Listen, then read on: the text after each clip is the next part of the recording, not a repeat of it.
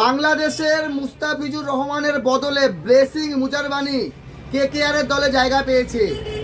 আর এই মুজারবানি পিএসএল এ যুক্ত হয়েছিল ইসলামাবাদে। বিষয় হলো যে পিএসএল ছেড়ে এখন আইপিএল খেলবে জিম্বাবুয়ের এই বোলার। এমনি এমনি আইপিএল এর সুযোগ পায়নি। টি-20 বিশ্বকাপ 2026-এর সেকেন্ড হাইয়েস্ট উইকেট টেকার। এখন সবাই বলছে মুজারবানি বেইমান, বেইমানি করলো, কন্ট্রাক্ট ভেঙে দিল পাকিস্তানের সঙ্গে। পাকিস্তান ক্রিকেট বোর্ড এখন কি করবে? আজীবন পিএসএল এ নিষিদ্ধ করবে মুজারবানিকে। দেখেন আইপিএল এ প্রচুর টাকা, প্রচুর নাম পিএসএল এর তুলনায় বেশি, কিন্তু মুস্তাফিজুর রহমান যে জনপ্রিয়তা দিয়েছিল কেকেআর এই দলটাকে, সেই জনপ্রিয়তা কি এই মুজারবানি দিতে পারবে? আপনাদের মতামত জানাবেন। তো মুজারবানি ভালো পারফরমেন্স করুক, কেকেআরকে জেতাক, এটা সবাই চাইবে।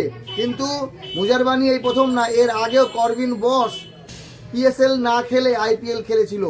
আর মুজারবানি এই প্রথমবার আইপিএল খেলছে না, এর আগেও আরসিবি রয়্যাল চ্যালেঞ্জার বেঙ্গালুরু হয়ে মুজারবানি খেলেছে।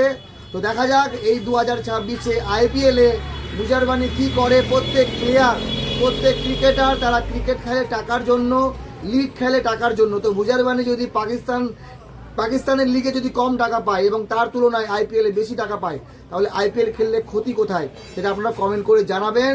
তো এতটুকুই, মুস্তাফিজুর রহমানের ঘাটতি এখন কেকেআর মুজারবানিকে দিয়ে পূরণ করার চেষ্টা করছে।